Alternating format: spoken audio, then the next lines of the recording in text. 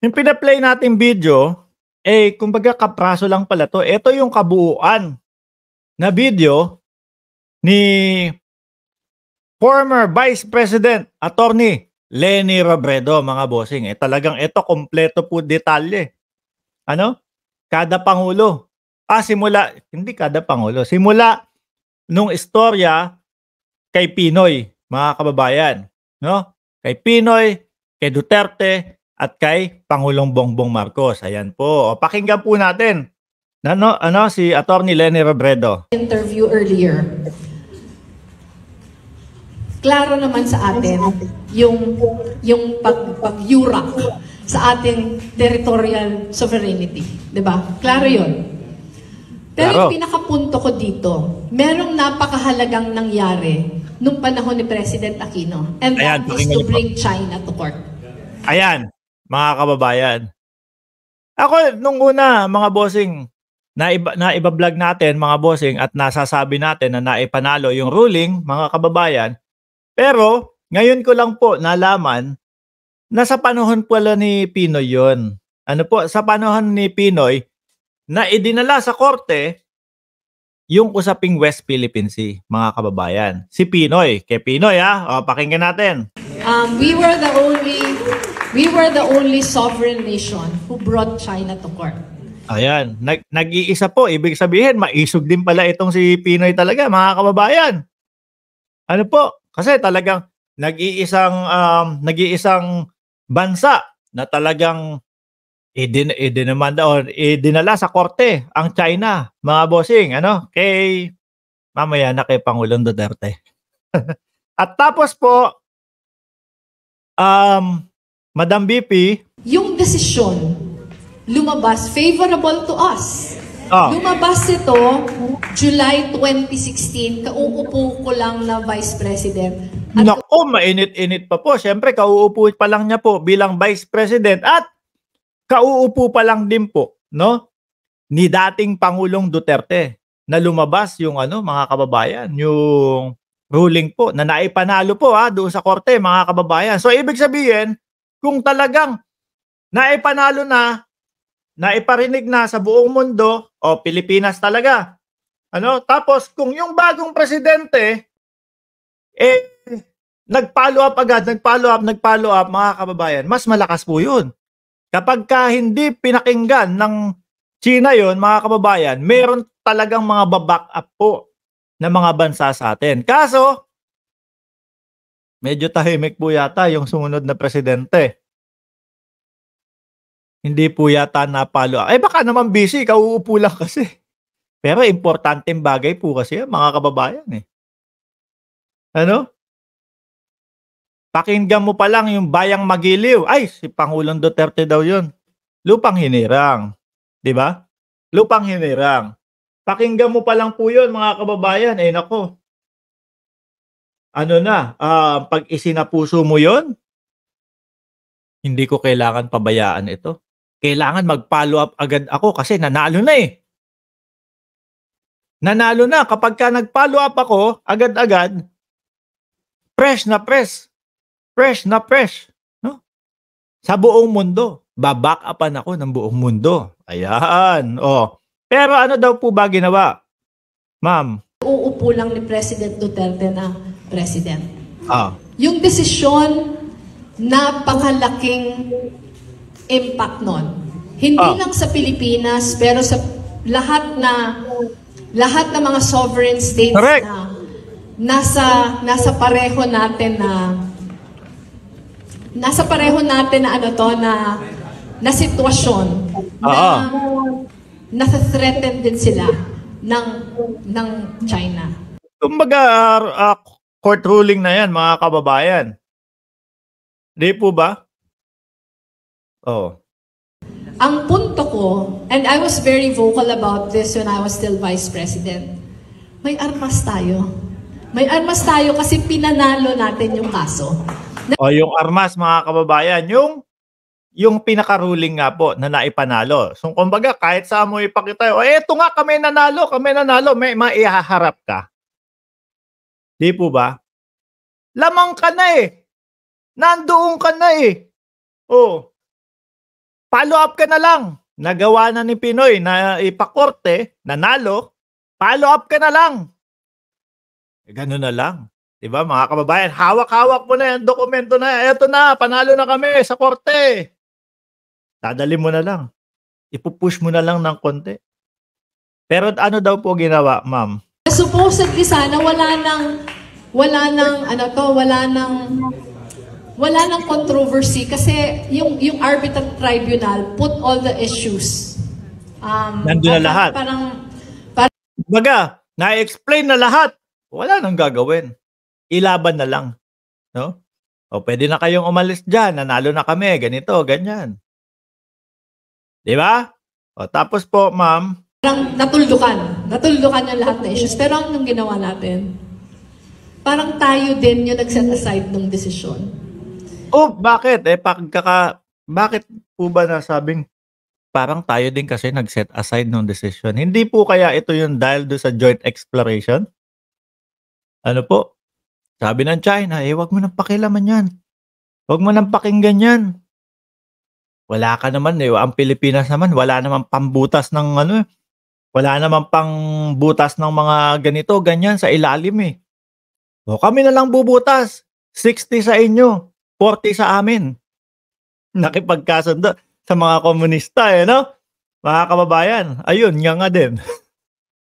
Tingin nyo po ba kapag komunista ang kausap ninyo, mga bossing, ibibigay sa inyo ng pareho o ng tapat yung share ninyo? Malamang sa alamang gugulangan ka niyan, mga kababayan. Sabi ni Sir Rego, tayo na ang nanalo 2016. Bakit sinabing kapirasong papel lang ito? Correct! Di ba? Tuloy. Maraming mga bansa na naghihintay sa atin, Japan, Vietnam, Indonesia, na merong mga problemang pareho sa atin, naghihintay sa atin to lead this community of nations to fight. Ang pinakaunang pwedeng gawin, na isulong na yung Code of Conduct, na matagal nang naisusulong pero hindi natin ginawa. Hindi natin ginawa kasi sabi ni Sir Rego Adventure, tayo ang nanalo sa arbitration noong 2016. Bakit Pogo pinasok sa Pilipinas? Ewan ko nga po. Same time lang din po yan. Same year lang din po. Nag-usbungan yung mga Pogo 2016 po. Sabi ni Ma'am Fiona, it's not kapirasong lupa, it's our land and it's our, asan ba yan? Parivo, Philippine. Phil. Tado yan si Digong. Nasaan pa? Si Duterte, pinagmamalaki niya na in-check siya. No? Kayo pumabor sa China, minumura nga niya yung Westerners at American. At China na lang daw. Sinira talaga ni Duterte ang image ng Pilipinas. Tuloy. Tayo mismo ang nagsabi na parang tayo pa yung naging cause ng disinformation. Tayo, pero mo, no? Hindi, wala yan. Hayaan mo na yan. Parang tayo pa yung nagsisinungaling. Yung dating administrasyon, ang narrative niya na hindi natin ipupush yung desisyon kasi ayaw natin makipagyera. Doon pumapasok yung maisog. No? Kaya pala meron silang mga rally-rally na maisog. Maisog yung kasi ayaw nating i-push yung desisyon kasi didigmain tayo. Kaya wag na, status ko na lang. Wala yung desisyon na yan. Maisog nga sila talaga. No? Kaya wag niyong papalitan yung pangalan nilang maisog. Maisog naman talaga sila. No? O mautog. Ayan mga kababayan, inisa-isa po ni dating Vice Presidente Attorney Leni Robredo, mga bossing. Kay Pinoy po na ipinush na maikorte ang China 2016 bago maupo o pagkakaupo pa lang po ni Digong. Mga kababayan, lumabas yung dapat masaya si Digong noon, ayos to. Panalo, 'di ba? May hawak na ako mga dokumento, nasa likod ko ang naipanalo yung ruling, konting trabaho na lang to, push na lang to, paalis-alis na lang. Eh kaso, nasabihan yata, gusto mo magkabombahan? Hindi, hindi. Maisog kami. Okay na. Hayaan mo na yan. 60 na lang sa amin, 40 na lang sa inyo. No, yung joint exploration. Oh. Tingnan niyo po 'yung nangyari, mga kababayan, doon sa ating mga mangingisda. Nangingisda po doon. Ang dami nang nakuha ng mga mangingisda natin. Papanik yung mga Chinese Coast Guard. Kala mo mamamakyaw ng mga mamahaling mga isda eh. Yung magagandang isda, mga bossing, kinukuha nila. No, at natitira po, mga kababayan, yung maliliit na isda o yung tipo bang mga mumurahin po, mga bossing. Eh, tama naman po ang dating Pangulong Duterte. Barter ang tawag diyan o palitan. Biruin mo yung mga malalaking ganyan, no, yung masasarap na isda. O barter kapalit Yossi. Yossi. Barter nga naman talaga. At least nandun yung palitan. Kaya lang lugi lang tayo. Kanino po yung pang 479 na likes? Shout out sa iyo. Oh. Nandiyan din si Raul Melisas. Shout out sa iyo, Ma'am Marilu Manangat. Oh, tapusin na po natin itong sinasabi ni Ma'am Leni Robredo. Hindi yun yung issue. Kasi ang desisyon, nandiyan na. So sa akin, nagsayang tayo ng 6 years. Correct. Oy! Magagalit po sa inyo, madam, ang mga DDS. Tarantaro, nandyan na din po at si Tatang Bob TV, Digong naduwag dahil sa pera. Daisy Ferrer, DDM, Ma'am Jocelyn Herrera, shoutout po sa inyo. Magagalit po sa inyo kapag sinabi nyo po na nagsayang tayo ng 6 years. Meron naman daw pong pumasok na pogo. Nakakatakot po. Pag hanapin nyo mo po, mga kababayan, gusto kong mapanood ninyo ito eh. No? Type nyo yung Philippine Pogo o yung Pogo Philippines. Grabe. Maaalarma po talaga kayo kapag itong documentary na ito napanood nyo. Ayan. Ito, mga bossing, ayan o. See the deadly, ayan. CNA. CNA Insider, mga kababayan. Nandyan po ang detalyado po kung ano po yung mga nangyayari sa Pogo. At kung bakit ko din po gustong ma-discuss sa inyo balang araw yung Pogo politics, mga bossing. Pero dito muna tayo sa West Philippine Sea. All fairness to the current administration, mas maganda yung treatment ng current administration as far as China is concerned. Naku, ma'am, magagalit po lalo sa inyo. Yung mga DDS, ayaw po nilang mababanggit yan. Sasabihan na naman po kayo, sino ba yung nagsasalita? Si Leni Robredo yan ganito yan, ganyan eh. Oh. Ganyan na naman po ang sasabihin niyang mga yan. Si Leni lang naman ang nagsabi niyan eh. Ganyan po. Pero kami pong mga government supporters, loyalist po, no? Kami po kumbaga, nire-respeto mo namin yung inyong mga sinasabi ngayon. Kasi, madaming napapatunayan. Di ba, mga kababayan? Madaming nagkakatotoo doon sa sinasabi ni former Senator Trillanes, mga kababayan. O, tapos, eto, pakinggan natin kung i-analisa mo yung mga nangyayari ngayon, mga bossing, no, tumutugma doon sa sinasabi ni Madam Leni Robredo, mga kababayan. Tuloy ko na ha. Masakit sa tenga to ng mga DDS. Pineflex natin yung ating rights, but we should have done it 6 years ago. Hindi pala 6 years ago, 8 years ago. Diba? So sa akin, hopefully, ngayon na pineflex natin, mas nasa tamang posisyon tayo. Pero sayang nung 6 na taon. Nung bago pa lang yung desisyon ng arbitral tribunal.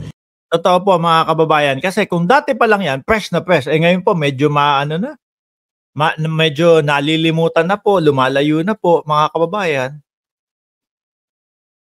Kaya pala maisog sila.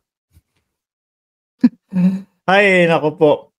Kaya pala maisog sila. Yung pala yung ibig sabihin ng maisog nila doon sa kanilang mga rally-rally. mga kababayan. Matapang pala, no? Sa salita, matapang doon sa ang gagawin, sabi ng mangingisda, Pangulo, ano po ang gagawin ninyo sa amin pong mga mangingisda na hindi makapangisda doon sa West Philippines Sea?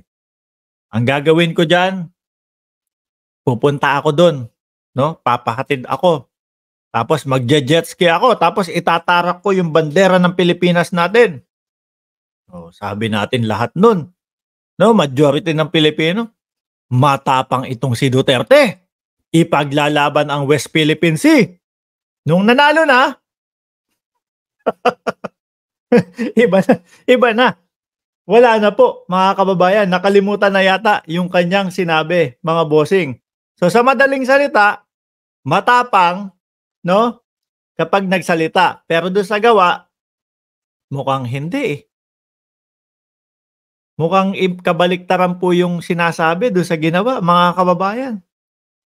Ay, nako. Uulitin ko po, mga Boss Chief Amo Sir, 744 viewers. No po, wag niyo po kalimutan na i-like itong live stream natin, i-share itong live stream natin, at doon sa ngayon pa lang po nakapanood dito sa live na ito, mga kababayan, o dito sa channel na ito, pindutin nyo lang po yung subscribe button dyan para lagi po kayong i-notify ni YouTube sa ating araw-araw na live stream.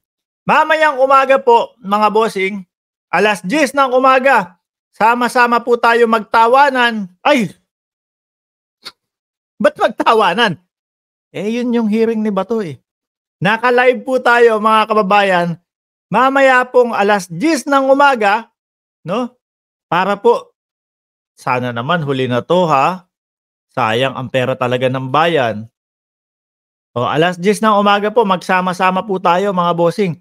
Para dun po sa nakakatawang hearing, sa seryosong hearing, so bula-bulahan na hearing ni Senator Bato, mga bossing. Muli po, nako, sama-sama tayong, parang maghanda kayo, kasi ano dyan, maga dyan eh, maghanda kayo ng inyong kape, no? Ako naman, siguro maghahanda ako dito ng kahit papaanong maiinom, tsaka yung chichirya na naman. Yung tipo bang para ka nanonood ng Wally Jose? Ano, kumakain ka? Si Wally at si Jose? Nag-uusap doon sa Senado? O, comedy na naman to, mga kababayan. Muli po, ako'y magpapaalam muna.